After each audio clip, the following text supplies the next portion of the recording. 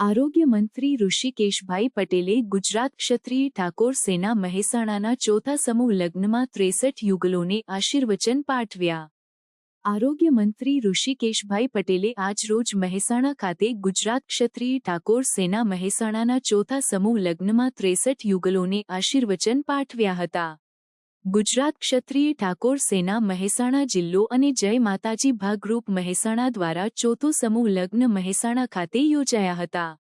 આ પ્રસંગે ઉપસ્થિત સૌએ પહેલગામના દિવંગતોને મૌન શ્રદ્ધાંજલિ આપી હતી.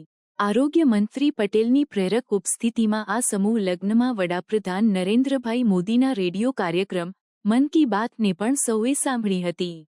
વડાપ્રધાન દ્વારા પ્રસ્તુત મન કી બાતનું સમૂહ શ્રવણ કર્યું હતું.